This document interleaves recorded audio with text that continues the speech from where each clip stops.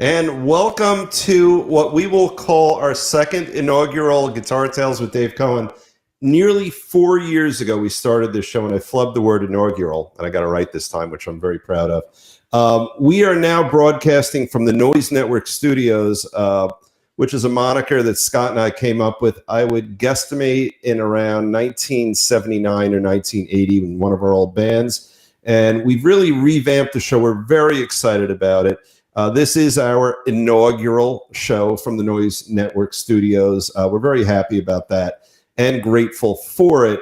The other thing I'd like to do is give a really sincere shout out to Scott Guitarist Engel. If you follow us on any form of social media, Scott has been so hard at work, and I want to thank him. I really do, from the bottom of my heart.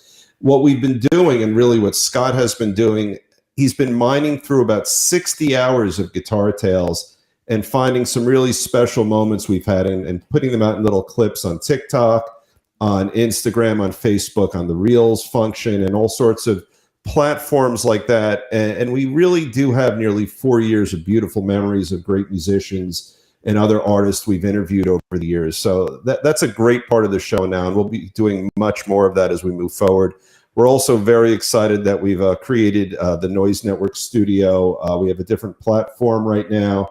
We hope and think we'll have much better technology than we've had to give you the same content we always have given you.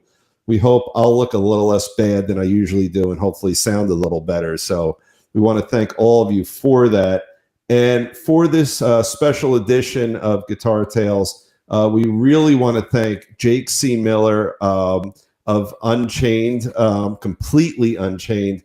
Literally the #1 best Van Halen tribute band in the United States. And Jake, I truly want to thank you for coming with us tonight. I had such a great time on my YouTube dive watching all of your stuff and the great work you do. So thank you so much for coming on the show with us.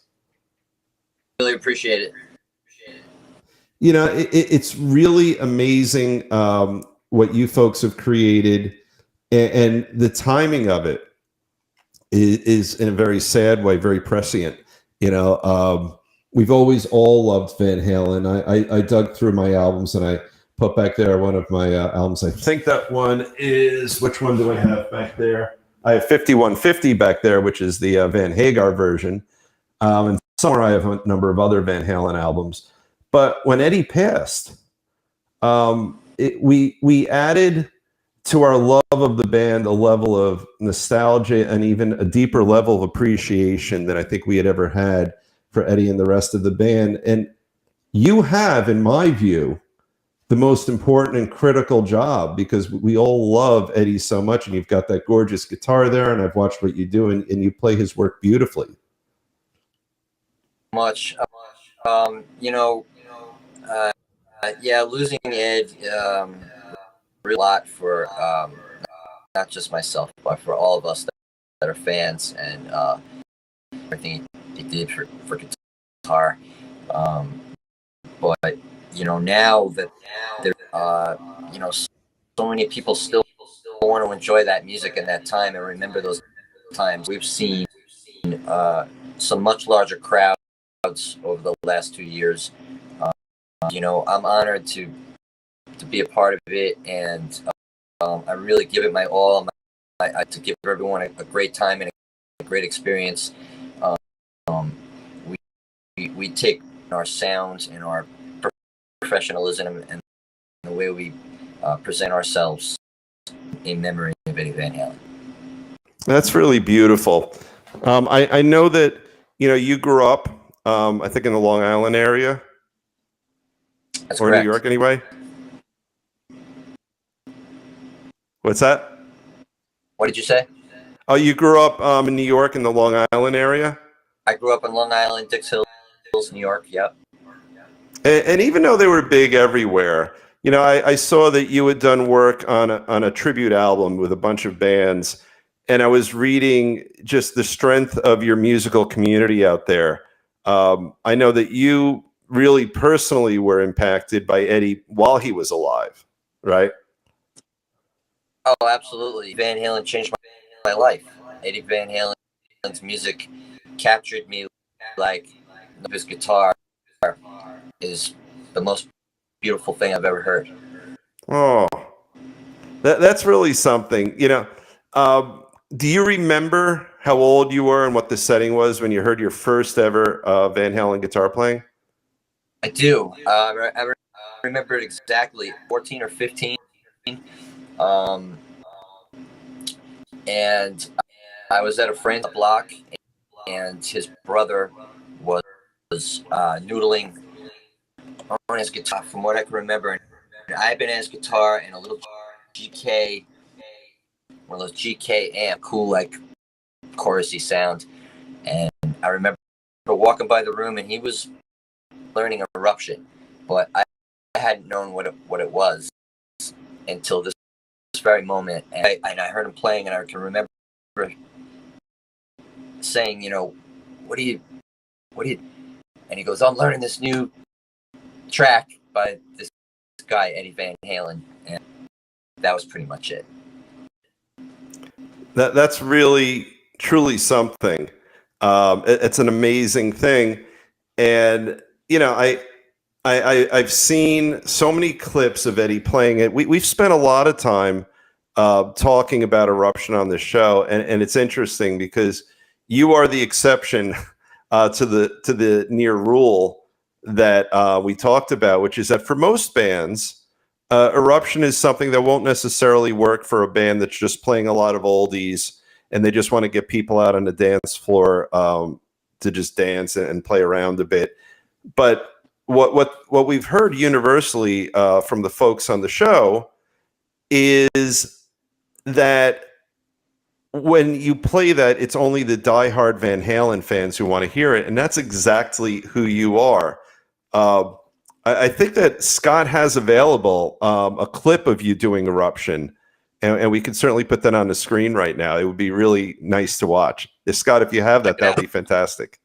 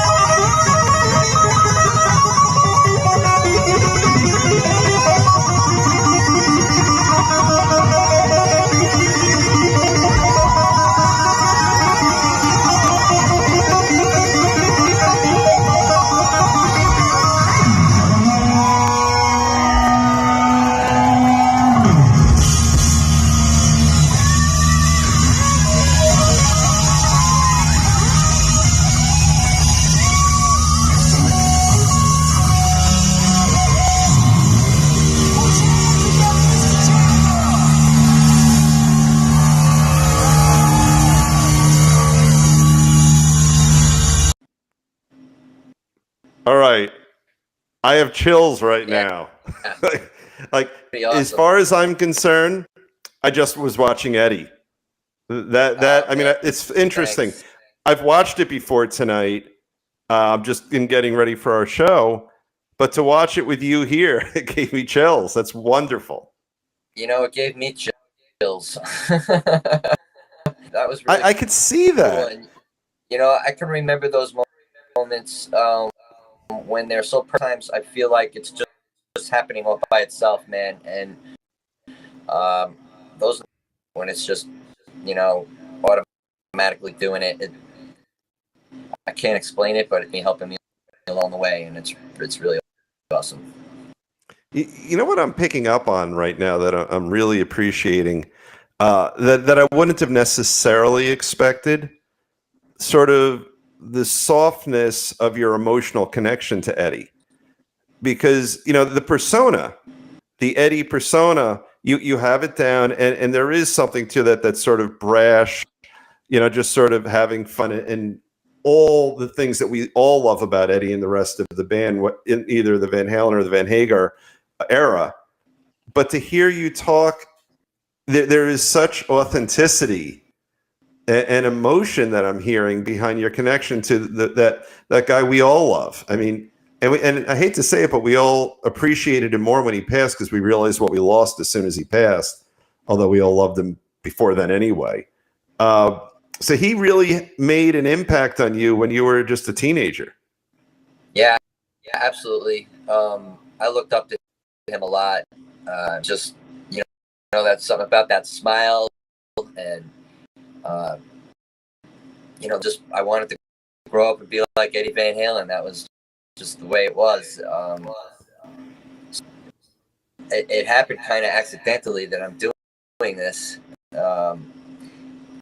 And a lot of it is pretty natural. I mean, I add a lot of my own taste to our shows, because I'm not Eddie Van Halen. I'm in that you're seeing Van Halen concert. That's why it is, I guess you could say, almost acting the part, because that's what people want to see. But I'm not like that all the time. Right now, 3-day run, 5 days on the road, a lot of driving, a lot of miles. It takes a little toll. And my voice is a little hoarse while singing. And I use these days to rest. Yeah, the connection is definitely been there for most of them. I'm never one to take credit for things that I don't say. So I'm going to give Scott credit for this, and he's so dead on. So as I look at my screen here, Scott's able to feed me little comments, and he wrote the words "pure joy," and that's what I saw. There was a moment in that little clip we watched, and I think Scott nailed it. There was joy, and the other thing that I would add to Scott's comment is that I think your love of Eddie was inhabiting you when you played. I'm sure every time you play. I mean, that, like, those expressions on your face, I think what you are emoting are those feelings you accurately perceived that Eddie would feel when he played. Like those faces I see in you, I'm watching Eddie, like Scott's showing us some stills right now. And the rest of you guys too, that, one of the things I saw that I really appreciate on your website, and I think if I remember correctly, it's all caps, is the word fun, right? Because, when we all look back, and it's a long time ago now. I mean, I forgot they started in the 70s. Sure. That's a very long time ago. So there's a lot of nostalgia here. But when we of various certain ages look back on how we feel about Van Halen, that free-spirited fun, that healthy irreverence that they all had. I mean, Eddie, forgetting what he did in his personal life, just on the stage, it was that sort of that trickster, naughty, devilish smile that we all loved so much. It's really something. Yeah, it's we do a lot of outside amphitheaters and family-oriented shows where kids and people of all ages, all the way up until 60s, 70s, and even 80s, want to come and have fun. That's what it's all about. You're coming to a backyard barbecue party, and you're going to hang out with Dave. He's going to portray Dave real well, and we're going to make it feel like a Halen concert, and that's really why we're here. And there's so many people out there that appreciate it. As I said before, the crowds have been growing, and the venues are getting bigger and bigger, and the planes are getting bigger, and there's more guitars and amps, and everything's just getting bigger and bigger. And I've been doing this for 16 years, playing in a Van Halen tribute band. So it's been a long run, and I'm glad to be here to be able to do it. And I meet so many cool people along the way because we travel all over the country. It's one of the things that we love on our show is chatting with the folks who bring joy to others, to use that term again. A lot of the folks are in cover bands. You're not our first tribute band. We had a Beatles tribute band on the show in season 1, and we spent a lot of time talking about this. But one of my favorite things is the love that the musicians have in sort of pushing out the love, pushing out the nostalgia to the room, and then the people who have good, medium, or bad lives outside of whatever the venue is for that 2 hours or so, hour and a half, 90-minute show, whatever it is, you're bringing them to a certain place. And I think there's something extra special about a tribute band because you're making it more than just the great songs.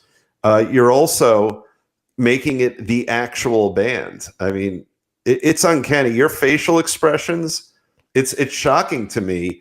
It's almost like, you see these videos where they have the where they interpose a different actor's face onto someone else, and it gets a little altering. You're not doing that, but your face, you have Eddie's vibe in your face when you're playing. Right. It's funny you should put it like that because when I first from my friend Pete, he actually did that. He put my face on a picture of Eddie, and he look, if we could just get you in this costume and that wig, you're gonna look just like Eddie. I'm telling you, tribute band, and that's where it started, right with that very thought. And I saw it, and I said, and I think about that time, tribute bands were really just starting to get going. They were been around a little bit, but in my area, but that's how it started with the picture over Ed's picture. Took off from there. It's interesting. Like I was watching, because I watched a lot of your videos to get ready for today, and it was almost disorienting. And the clip we just watched, I mean, I got chills because I was watching you, obviously. We all were, but we were literally watching Eddie, and I heard it in the crowd. You were helping them relive that special moment. And I remember, like I said, I remember that night clear as a bell, and I felt it in the air. I felt it in the vibe, in the audio. It was just a special night. And to get those poses took many years of watching video, rewinding on the VCR tapes. I mean, I was doing it back, learning how to jump like him, dress like him, act like him, sounding his tones. I've got people that work closely with Ed that are helping me get to that level. I can sound just like him, and they're very much behind me. And throughout the show, I'd like to mention one of them being Jim Dunlop products and all the MXR pedals, especially because his tone is just not there. So thank you very much, everyone at Jim Dunlop and my good buddy Bob. That's something, I love when I don't expect certain things, and I didn't expect such a level of sort of soft humility because we've never met before, and those are wonderful comments. And before we leave the topic of the song Eruption, that's a topic that is near and dear to our hearts on this show. We've spent so much time talking about it. And I said earlier, you're kind of the exception to the rule. And Scott, if you have the clip handy, I'll show you. This is, I think, from 2019. We were talking about Eruption. Scott, if you could put that up, if you have it handy, that would be, I think, really interesting. I always tell people, like, the big gig killer is playing Eruption. Right. Like Van Halen at a gig. It's I call it the bathroom song. Oh, that makes sense. Nobody. Look, it's great. You can handle the song and play the song. But people they're not impressed anymore. Eddie does it better anyway. Right. So, why bother putting that out there? It just I feel it like drags the energy out of the room. It really does. Well, and you are literally the exception to that. I think, and I want to hear what you have to say. Yeah. Oh, you go first. You go first. Comment on that. because there was about 1,000 cell phones videotaping it. So I don't know. You're at a Van Halen concert, of course, you're gonna play Eruption. It's part of the show.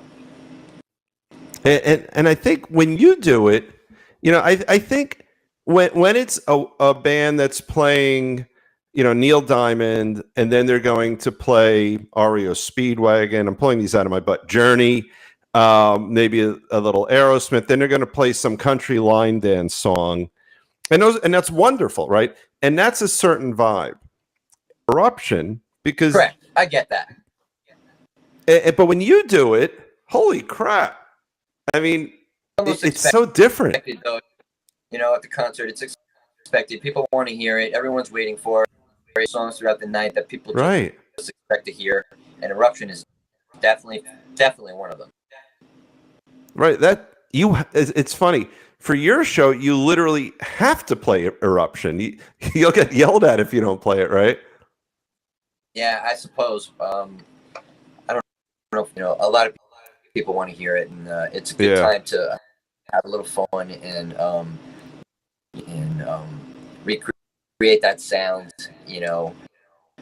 because there's something so cool in that song, that the phaser and the delay and the sound just takes you to another, even people that don't know Eruption still appreciate it. Oh yeah, listen to it. It's the first time they ever saw us. I don't even know who Van Halen is, and that song you played with the guitar, that was great. So it touches everyone, not just Van Halen lovers. I remember clear as a bell, 1978. I saw Yes in the Round in Madison Square Garden. I was 14 years old, and I didn't know the clap then. And Steve Howe did the clap, probably a 12-minute song. And just like Eruption, not knowing the song, knowing the band, but not knowing the song, as a 14-year-old kid, I fell in love with the song. And sort of Mood for a Day in the Clap are his versions of Eruption, I suppose. But I could see that because it's a beautifully composed and played song when it's played properly. And I suppose when you play, I think it's a concert as opposed to setting people up for dancing. Right. But it's special, and I'm so glad we were able to play that clip because it really punctuates, I think, the love that you're putting into your performance of it, which I appreciate. Much, yeah. There's so many of those nights where Eruption is the highlight of the evening.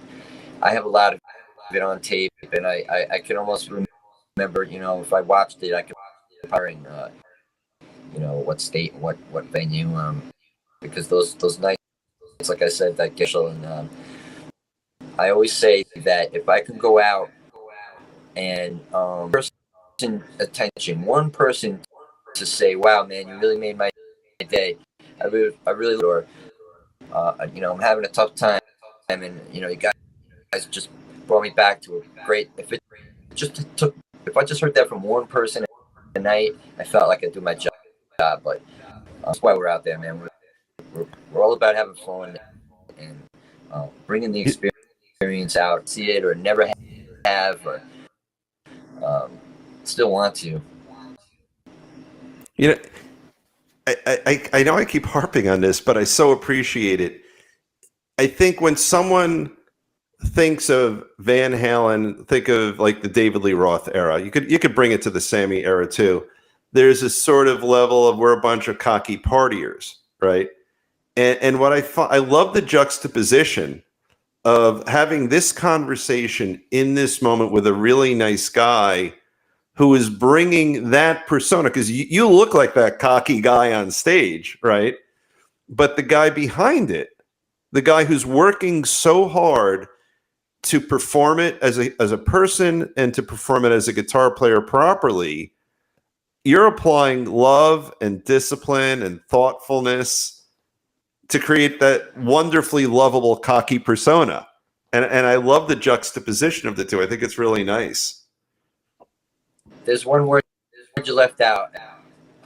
I'm very passionate about what I do. Passionate, did you say? What was the word? Passionate. That's what I thought I heard. Yep. passionate Yeah, you have a.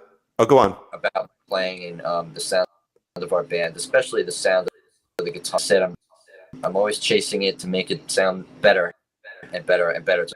Just when I think I have it right, it just be dialed in, hair tighter to make it sound even better. And I get to have with it. Working with different companies that worked with Ed, that can guide me in the right way to to get that sound, that guitar sound. It's not Van Halen, and a lot of people come to hear it sound just like that, and I don't think I leave anyone disappointed. And that's a great segue because one of the things, we'd spent a lot of time talking about gear on this show, and we've had shows that were only about gear. We've had shows only about pedals, about guitar manufacturers, and I see you hugging that beautiful guitar. Did you build that? Was it built for you? Is it a Kramer like the ones Eddie played, or what is it? Okay, so because this guitar is a replica of Ed's Frankie. Sola at Sola Custom Guitars. They've made me 3 and have given them to me only for me. They won't make it or sell it for exclusive one-offs. And it's all that I play. My 3 Sola have a Frankie and two 5150s. One is a relic and one is not. And I have another Frankie that I built maybe 13 or 14 years ago. So yeah, basically looking at a replica Frank. This one's my New York baby. She stays up here, and it does all the flyouts and drive outs from New York, and then the other guitars in Florida do and/or flyouts from that state.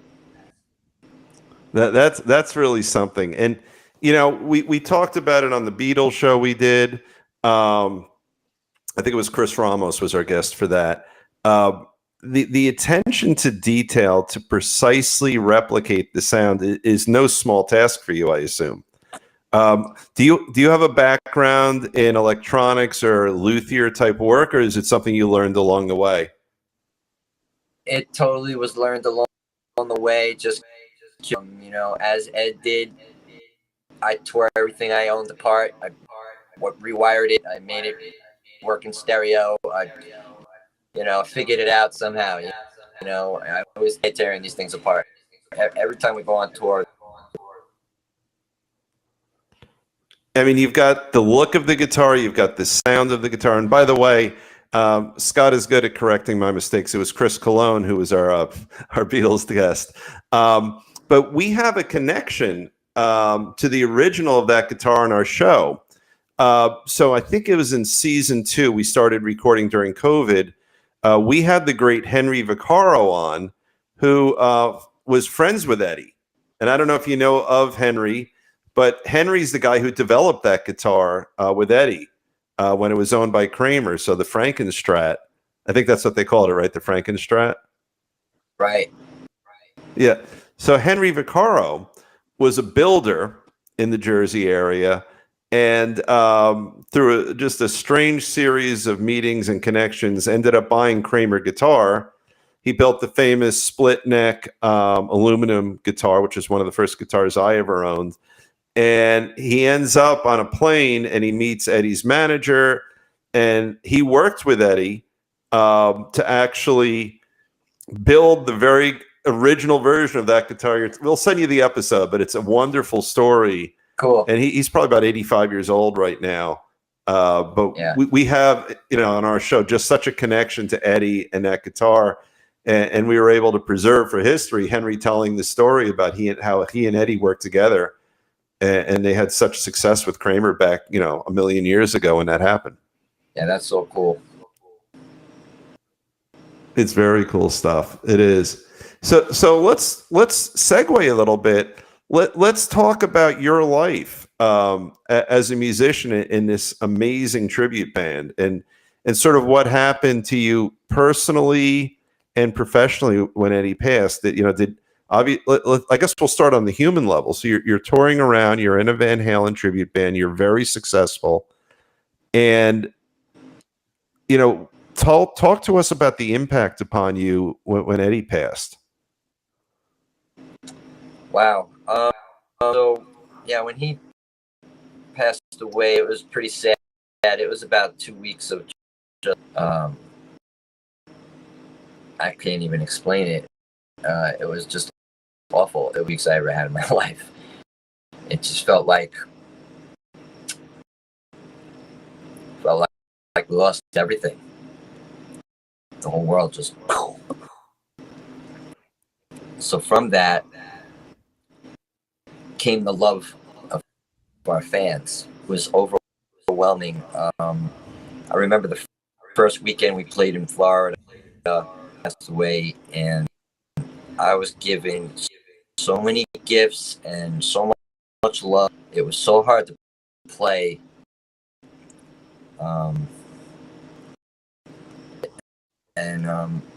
I have so much memorabilia from those nights and those shows, fans that we have, because it's like we make friends along the way, and every city friends that are just so cool and so giving and so thoughtful, and that is what really got us through that time. It was so knowing that you could never see Eddie Van Halen play ever again, and it was a moment that at that point. And a lot of people are telling me that I have to continue to play so they have something to watch, I suppose, but to compare myself to Eddie Van Halen, I mean, that's just insane, and that's a crazy thought. But I'm going to make people happy and come and have a good time watching us play.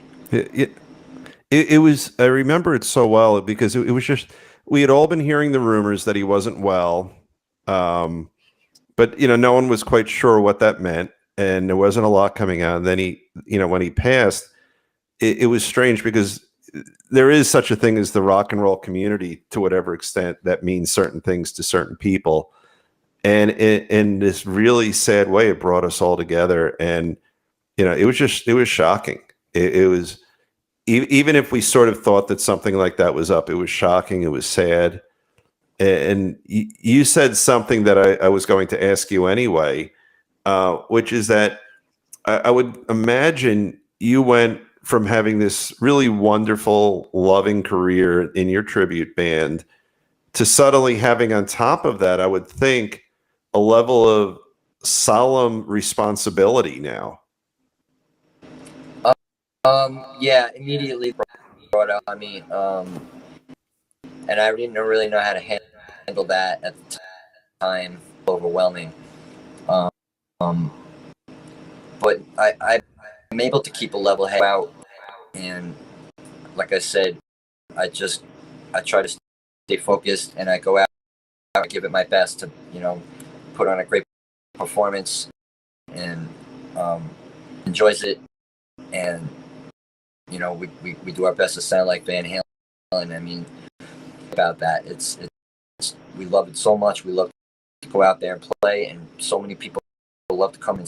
It's a great experience, and I'm really happy to be a part of it.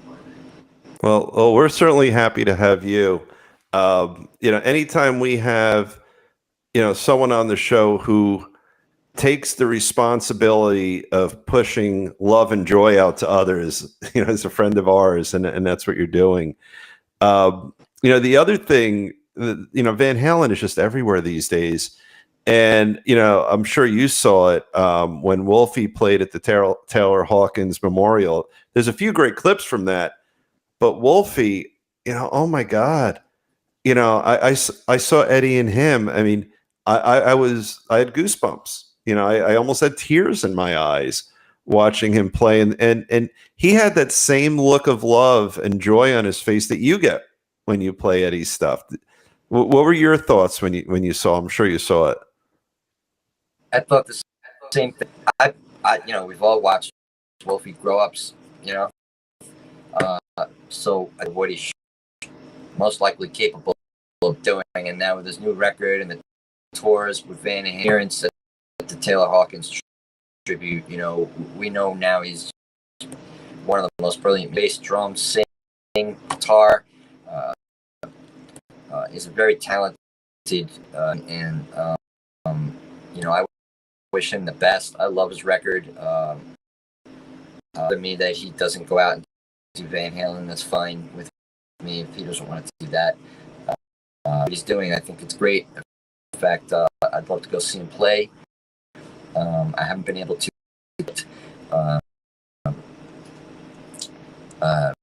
but yeah, I thought at the tribute show playing the guitar. As It's really something, you know, that's special, and your connection to these things that are going on in sort of their world, which overlaps with your world, you know, I think is super special. But what I keep coming back to is that you're literally the guy. You know, you stand in a different place than many guitar players who are, you know, maybe just as technically talented as Eddie, but it's different. You know, you are literally the number one tribute band Eddie Van Halen guitar player in the country right now, maybe the world. And as we all miss Eddie, love Eddie, appreciate Eddie, you're the one who, on a live basis, is keeping that alive. You know, I could put my album on, I could go on Apple Music and pick any Van Halen song I want to hear. But in terms of seeing that band live, your iteration of it is as close as any of us can get over any other band in the country. And I love how respectful you are of that the responsibility you have and the beneficiary you are of getting to do that. Yeah. Again, it was like nothing I ever desired or dreamed about. Unfortunately, this is where we are with it. You know, Halen here with us, that you know, me being that guy to take over. I appreciate it. I really do. I go out and I do my best. That's all I can do. I'm working with some great people that way to get to that level. Like I said, we mentioned solo guitars. I use them exclusively. Floyd Rose, Adam, at I mean, the list goes on and on. In-tune guitar picks, GHS strings, take great care of me over there. 4-star wire. Believe in the same thing I do, and they all love Van Halen and Eddie Van Halen. They all aim success. You know, that we hope for. All of my sponsors, it's just not possible. They really, truly help me along. I've been able to speak to some really great people that were really close with Van, and they've given me such amazing information and just a little more deeper about it, you know, and get closer and closer. You know, that's what I love, and I'm always going to chase it, and I'm probably always going to do it until I can't. Wow. You know, that was so organically, eloquently, beautifully stated. The level of gratitude you have for your lot in life is really, it's special. And you know, we at Guitar Tales appreciate when people come on and just, you know, they're giving the joy, they're appreciating it, and the fact that you're going out and giving thanks to all the people who helped put you in that position, I think, is a special thing. As we wrap up the show right now, you know, we have your website. If you look at the ticker at the bottom of the screen, we've got completelyunchainedrocks.com. Give us just a sense as to where you'll be playing in the coming months. So this weekend we're going to be up in Massachusetts. The following weekend, I think the weekend weekend after that, we're back in Florida. After that, we go to, I think, Wisconsin, Chicago. So we're all over. Definitely going to be if we're coming to a city near you, because I think this is something you should definitely have a great time. You know, we usually try to take some photos and sell some merchandise and givers and stuff like that at the end of the night. So it's a lot of fun. Yeah, we're looking forward to seeing all over the country. Well, fantastic. Well, Jake C. Miller, Scott Guitar, Mrs. Stengel, and I want to thank you so much for doing the show tonight. We're honored to have you with us. It's a special time for Van Halen friends everywhere. And I also want to take this opportunity as we round out the show to thank our new sponsor, Charles Larita, who was a guest on Guitar Tales in season 1. I am in love with his guitar playing. He is a fantastic guitar player. I actually have one of his songs on my playlist when I go running. He is the owner and proprietor for Mischief Studios in Pennington, New Jersey. I know exactly where it is. It's in a great location. And Mischief Studios offers guitar repair, guitar lessons, guitar sales. It's a beautiful location. And I'll tell you what, we've talked to Charles a lot, and I've gotten to know him over the last few years. He's a wonderful human being. He is ridiculously creative and talented, and he surrounds himself with amazing musicians. So if you have a guitar that needs repair, if you have a guitar that needs a better player and you want to become that better player, go see Charles. If you want to record a wonderful song, go to his studio. It's really great. It's a beautiful location right near Princeton. We'll give you all the information for Mischief Studios. It'll be worth your while. And as we round out the show today, again, Jake C. Miller, thank you so much for joining us. We will see you for more great shows and music on Guitar Tales. Thanks for having me, guys. It was a blast. Thank you. Let me get my thumb centered. There we go. Whoop, there we are.